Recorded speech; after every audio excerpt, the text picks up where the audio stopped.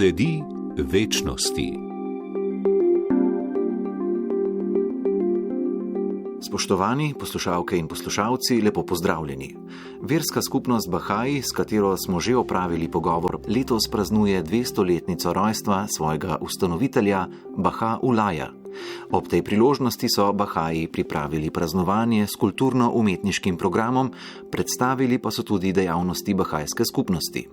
Več o Baha'u'llahu, ustanovitelju skupnosti in njegovem pomenu za sodobni čas, torej v današnji oddaji. Dogodek je spremljal Robert Kralj, z vami pa sem Marko Rozman. Udeležence sprejema v Mestnem muzeju Ljubljana je ob 200-letnici rojstva najprej pozdravila Aleksandra Zibelnik-Badi, predstavnica skupnosti Bahaji v Sloveniji. S tem sprejemom se pridružujemo 7 milijonom Bahajem po svetu, ki praznujejo ta jubilej, in pa njihovi prijatelji. Praznujejo v vsaki državi sveta ter neodvisnem teritoriju na svetu. Dobre želje o praznovanju pa nam pošiljajo iz celotne Slovenije. V veselje mi je tudi, da med nami lahko pozdravim posameznike, s katerimi je skupnost Bahaji že prej sodelovala, ki so pomagali pri zaščiti Bahajev v Iranu, ki so preganjani, ki so vero Bahaji predstavljali po televiziji, po radiju in pa v revijah ter časopisih. Po uvodnem pozdravu je nekaj besed skupnosti namenil dr. Goran Lesjak, direktor Urada za verske skupnosti, ki je poudaril, da je Slovenija ena najbolj tolerantnih držav do novih religijskih skupnosti in gibanj. Nekje v 90-ih letih, ko je nastajala slovenska država, so se v naši javnosti prvič bolj očitno, pa tudi fizično začela pojavljati novoreligijska gibanja, kasneje so se jim pridružili še novodobniki. In tisto, kar je pravzaprav najbolj zanimivo in kar nas pravzaprav najbolj loči od pretežnega dela sveta je, da je Slovenija v tistih časih izjemno strpno, če ne celo z dobrodošlico, vse te nove religijske in tudi duhovne skupnosti sprejela. V času, ko se velike svetovne tradicije, med njimi tudi humanistična, lomijo ob raznih aktualnih dogodkih, pa tudi drugih ekstremizmih in populizmih, marsikomu, med drugim tudi našim današnjim gostiteljem, pa se v tujini dogajajo še mnogo hujše stvari. In ko družbe pravzaprav vizije ne najdejo, skušam oba ta dogodka, o katerih sem prej govoril, povezati. Zakaj ne bi v iskanju boljšega dne, oblikovanju skupnosti, ki vse bolj razpada v tako imenovane postmoderne žepke, kjer se ponavadi družimo le še s kupico prijateljev ali znancev s podobnimi interesi in pojem skupnosti praktično razpada. Zakaj ne bi Slovenci se v takem trenutku še enkrat ozrli k religiji, k našim verskim skupnostim? To smo enkrat že storili in tudi predispozicije za to imamo. Sledila je kratka predstavitev dejavnosti bahajske skupnosti. Med drugim pripravljajo otroške urice, kjer se otroci učijo o vrlinah in vrednotah, kot so spoštovanje, pomoč drugim in ljubezen. Prav tako organizirajo skupine za mlade, ki neusahljivo energijo in močan čut za pravičnost usmerijo v izboljšanje samih sebe in družbe. Izvedli so tudi čistilne akcije in olepševali okolico. Drugi del slovesnosti je bil posvečen predstavitvi Baha'u'llaha in njegovega življenja. Baha'u'llah se je rodil leta 1817 v današnjem Iranu. Imel se je za božjega posrednika med človeštvom in Bogom oziroma za božje razkritje. V bahajskih spisih gre pri božjih razkritjih za med seboj povezane osebnosti, ki govorijo z božjim glasom in odsevajo božanske lastnosti v človeški svet, da bi se ta moralno in civilizacijsko razvijal in napredoval. Baha'u'llahova vizija, ki jo je zapisal z lastno roko, je na voljo v več kot 800 jezikih. Človeštvo vidi kot eno ljudstvo in zemljo kot skupno domovino. O namenu in poslanstvu svoje vere je ob obisku angleškega orientalista in raziskovalca z univerze Cambridge v zaporniškem mestu Aka v današnjem Izraelu dejal naslednje. Slavljen bodi Bog, da ste prišli. Prišli ste k zaporniku in izgnancu. Želimo dobro vsemu svetu in srečo vsem narodom. Vsi narodi morajo postati enotni v veri in vsi ljudje kot bratje.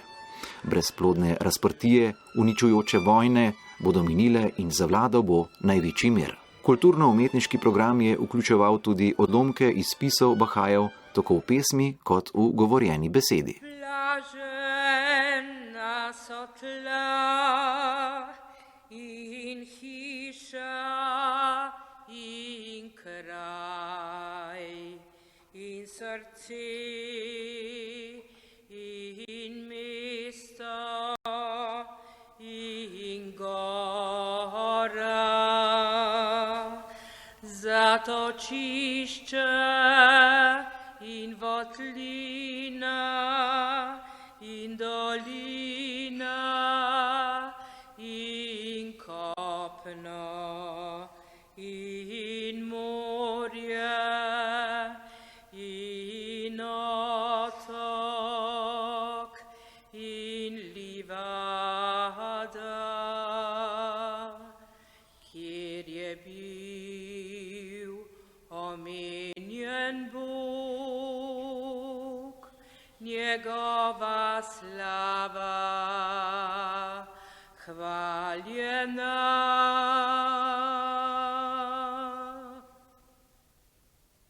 Vedno vas radi vidimo, ko se v prijateljstvu in slogi posvetujete v paradižu moje dobre volje in da iz svojih dejanj vdihujete vonj prijaznosti in enotnosti, ljubeče dobrote in tovarištva. Je še kdo razen Boga, ki lahko odstrani težave? Reci,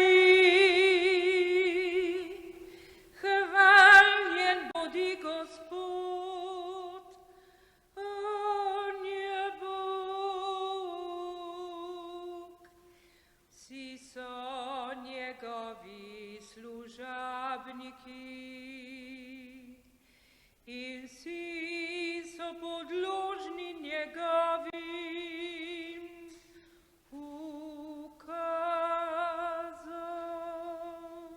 Pri pravičnosti Boga, ko se z njim posvetujete, bo zbor na višavah gledal na vas in posredoval za vas. Poveličeval bo vaša imena in slavil vaša dejanja.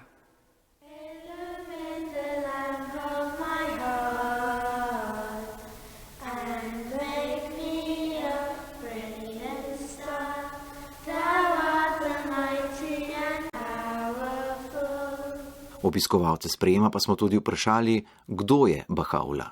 Kako kot verniki bahajske skupnosti osebno doživljajo svojega ustanovitelja. Bahá'u'lláh je zame osebno ena oseba, en velik učitelj za človeštvo, ki ne pripada Bahajam, ampak pripada v bistvu celotnemu človeštvu. In njegovi nauki, njegove besede in modrosti, ki jih je prinesel, pripadajo človeštvu. In kot tak v bistvu vidim odgovornost kot prvo v samem sebi in kot drugo v sebi vidim v bistvu odgovornost, da njegovo besedo delim z drugimi ljudmi in da skupaj z drugimi ljudmi in svojimi prijatelji v bistvu odkrivam, kaj pravzaprav ta njegov nauk pomeni, kako se njegova filozofija, njegove besede, kako se lahko odražajo v mojem vsakdanjem življenju in kako lahko v bistvu to besedo vsak dan znova odkrivam, ker noben od nas ne poseduje neke dokončne resnice, nekega dokončnega uvida, ampak imamo vsi ljudje neko svoje videnje, svojo izkušnjo, svojo perspektivo, ki nas skozi življenje oblikuje.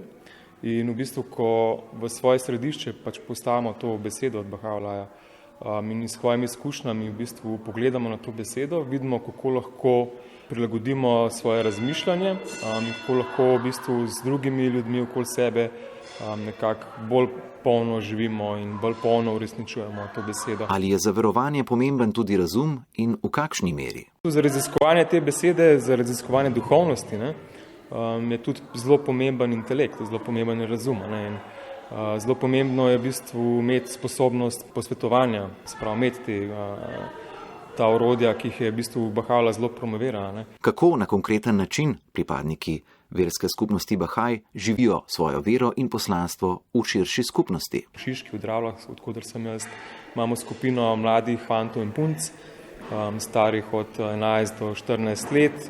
Nekateri izmed njih so pripadniki naše skupnosti, so Bahá'ji. Velika večina njih pripada širši skupnosti. Ne. Ko rečem skupnost, v bistvu mislim skupnost, v kateri živim. Pač jaz sem del Ljubljane, Šiške in tako naprej, Dravljčana.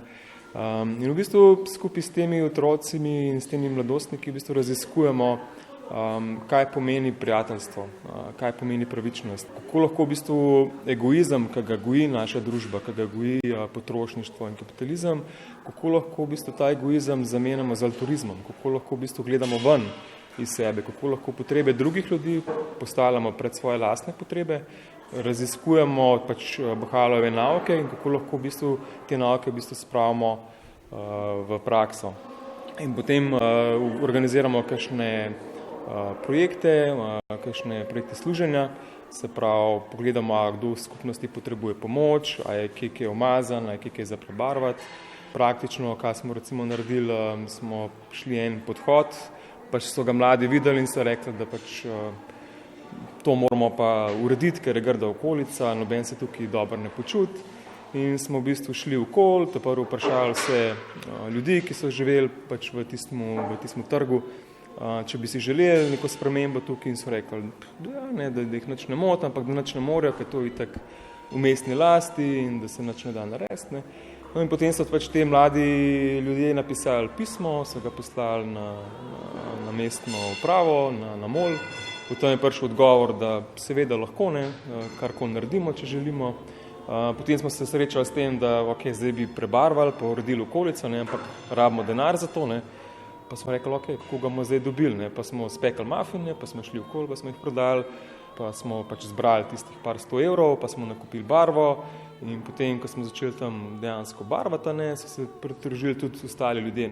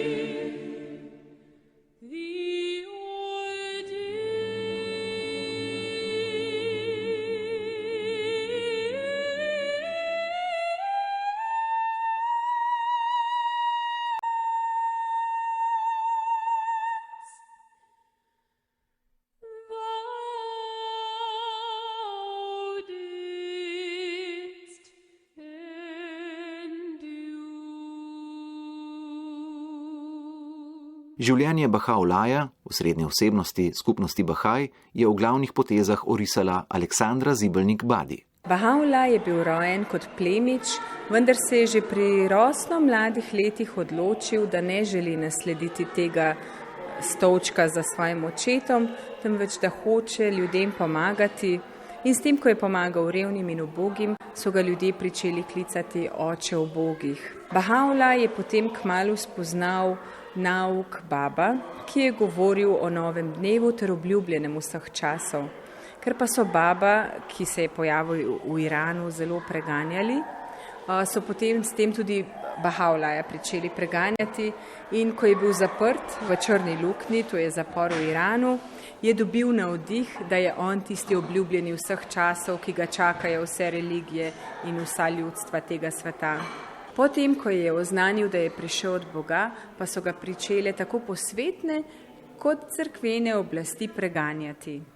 Vendar pa luči Božjega razodetja ne moremo pogasiti z vodo, ogenj se širi naprej, pozitivno sporočilo se širi naprej, to je sporočilo enotnosti, sporočilo sožitja med ljudmi, sodelovanja med vsemi narodi, rasami in ljudstvi tega sveta.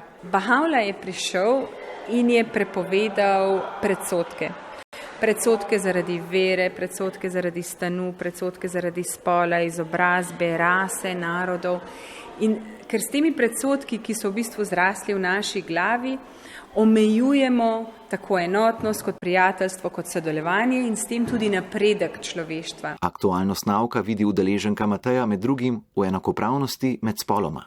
Ja, no recimo, kaj s tem, ena od takih zanimivih tem je naprimer enotnost med moškimi in ženskami, se pravi, da je dejansko potrebna ta polarnost, ki jo pač izražata ta dva različna spola.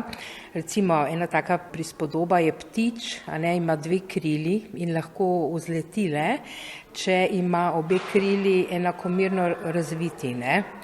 In danes pač vidimo, da je še vseeno mogoče ta princip agresije nadvlade močnejši, no, ampak mi si pač prizadevamo, da pač nekako to, da se zbalansira.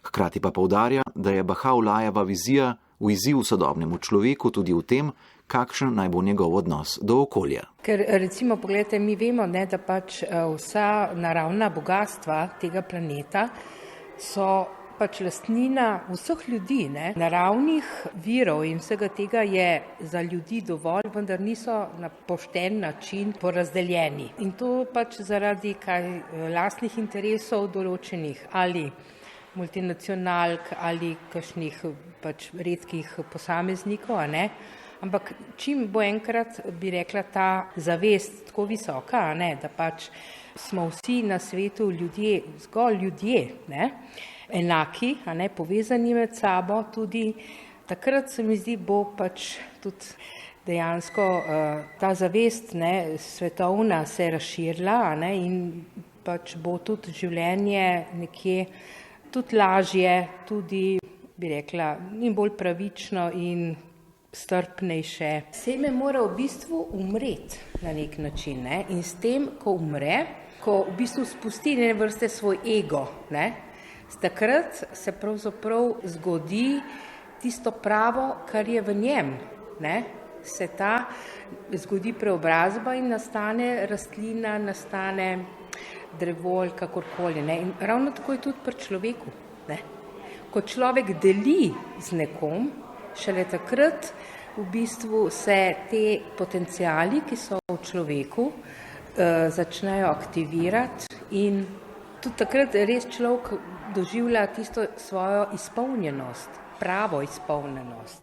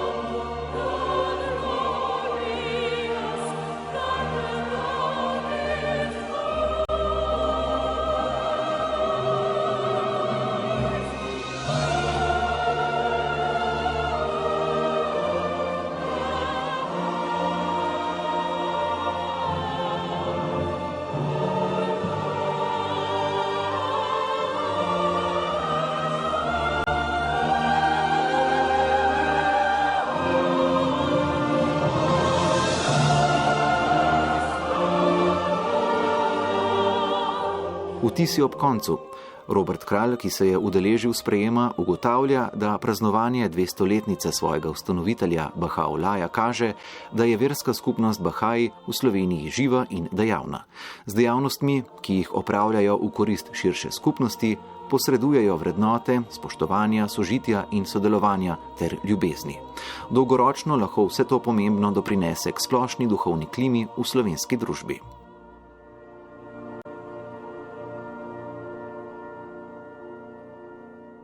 Naj vam srci gori v ljubeči prijaznosti do vseh, ki vam prečkajo pot. To pa je tudi vse v današnji oddaji. Poslušalke in poslušalci, hvala za vašo pozornost. Spremljajte nas še naprej na naši Facebook strani in lep dan želim še naprej. Sledi večnosti.